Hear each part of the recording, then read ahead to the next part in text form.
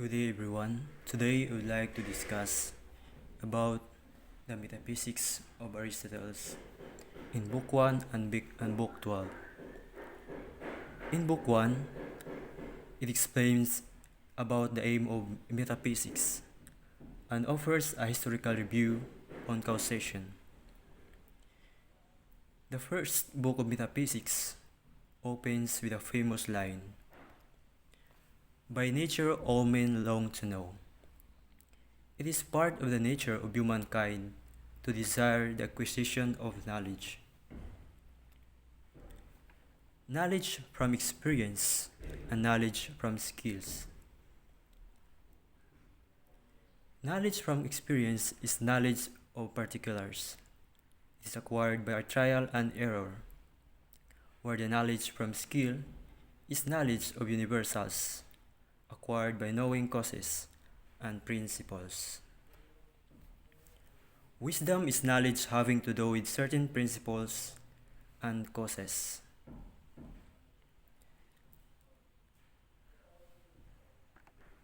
It simply means that knowledge from experience is not true wisdom, because it is concerned with only practical applications without understanding.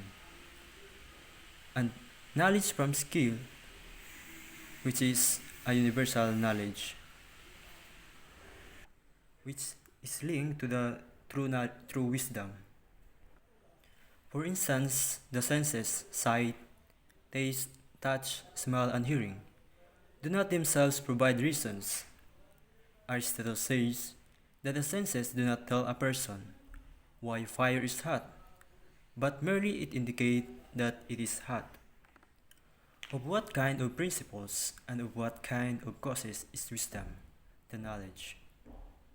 These principles and causes are universals rather than particulars. A universal is something that applies universally, while the particulars, it means each actual thing. Thus, wisdom studies the universal causes and principles of reality, also known as the theoretical knowledge. Aristotle equates wisdom with philosophy, a word that literally means love of wisdom.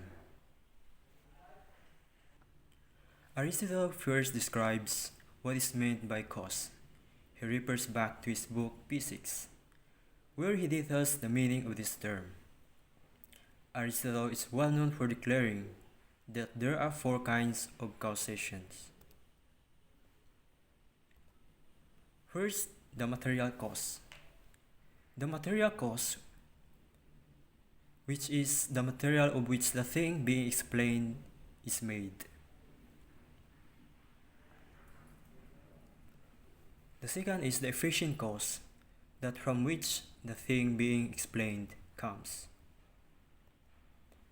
The third is the forma cause, the form, arrangement, or shape of the thing being explained. And the final cause, which is the purpose for which the thing being explained exists. As an example, to fully explain about the four causes. For instance, this pot is made of clay, which is the material. It was made by a potter, which is the efficient. And the third, it has this shape, which is the formal. And the fourth, it is used for holding liquids and plants, which is the final cause. According to Aristotle, the majority of the first philosophers of ancient Greece considered only the material cause to be the causation.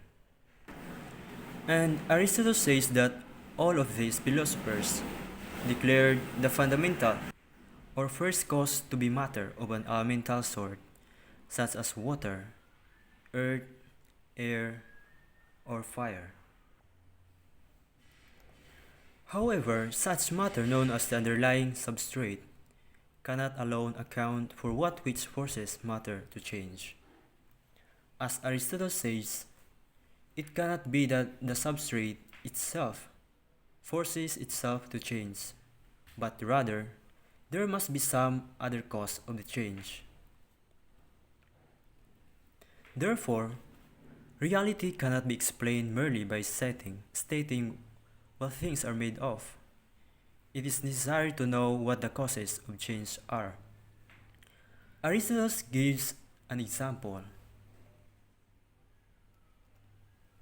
of wood and a bronze. The wood does not make itself into a bed, nor does bronze make itself into a statue. Aristotle mentions that the mind and the theory which is present in the universe, and that is this cause of order in nature. Aristotle will now consider the philosophers who distinguish and introduce this cause. Aristotle will spend some time with metaphysics, criticizing Plato's notion of the forms. Aristotle argues that Platonic forms cannot be said to be the fundamental causes of all things. It's because they cannot cause motion of change. These forms are, according to Plato, which is the eternal and outside of time, and so they do not themselves move, as movement depends on their being in time, which is to move. Aristotle argues in similar wherein that forms cannot cause particular things to come into existence, that is, to be generated. For generation, according to Aristotle, is required an efficient cause. Thus ends Aristotle's historical review of philosophers who have sought the fundamental causes and principles to explain reality. Aristotle has found them all deficient and will proceed to offer his own. This ends the Book 1 of Aristotle. In Book 12 of Aristotle, Aristotle starts by stating, "Our whole investigation is into substance. More specifically, it is the investigation into the principles and causes of the substances. The substance is more fundamental than quality or quantity," he says. This statement means that substance cannot be a quality, such as a color or feeling, and neither can substance to be a quantity, such as a number. There are three substances: the sensible eternal, the sensible destructible, or perishable, and the unmoved. The sensible eternal substances are those heavenly bodies, such as the stars and planets, that can be sensed. Yet Aristotle believes were never generated and can never be destroyed. The sensible destructible substances are life forms, such as plants and animals. That a substance for Aristotle is not the mere matter of which something is made, but the form or species that imparts itself to that matter. And the unmoved, which is the primal cause of all things. For Aristotle, the sensible substance is susceptible to change, so there must be something underlying thing changing. And that's why there are four kinds of change as follows. First, the generation and destruction. Quantitative change, which is increase and decrease. The third, qualitative change, which is the alteration. And the fourth is location change, which is travel. So everything that changes has matter, but the sensible eternal things have a type of matter that is only to be the fourth kind of change. So, according to Aristotle, the universe, which is to claim that the things in the universe were generally one or together. This is because it does not explain the variety of matter types in the universe. So when a thing undergoes change, there is, First, the matter that undergoes change, and then there is there are some mover that changes it, and there are some form into which it changes. To illustrate the what Aristotle point, it considers as a child develops, the matter of its body constantly changes. The child was caused efficiently by the parents, and it develops into an adult form, for which it always had a potential. However, there will be an infinite regress problem in explaining change unless such as a causal explanation eventually comes to a stop. For instance, the parents can be called the efficient cause of the child, but the parents will need to be explained by their parents and then their grandparents, all the way back to prehistoric eras.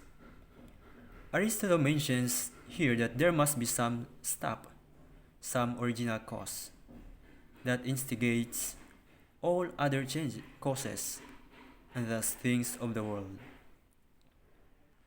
So there must therefore be an actual, immaterial, unchanging, unmoving, prime cause of all the movement, and thus time of the universe. The cause of this movement is the mover of the movement itself, the prime mover, which cannot itself move. The moves without being moved, Aristotle says.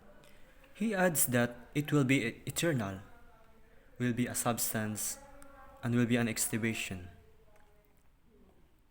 Just as the object of desire and object of thought produce movement by moving without being moved, the uncaused cause or the prime mover moves thing by a being an object of desire and thought.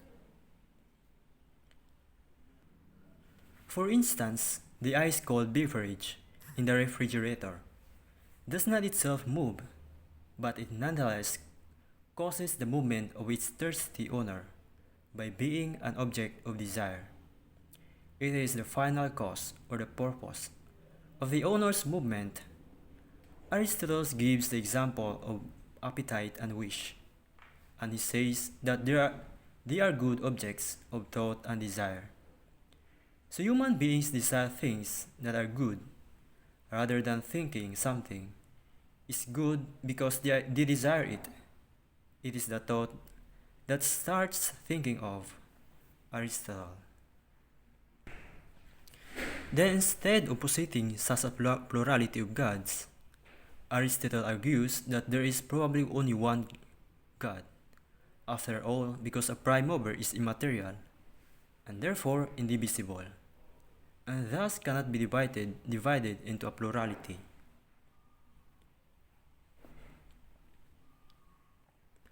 Lastly, Aristotle says in this book, if there are no other entities besides sensibles, what can be experienced by the human senses, then there can be no principle, order, generation, or heavenly bodies. That's all. Thank you.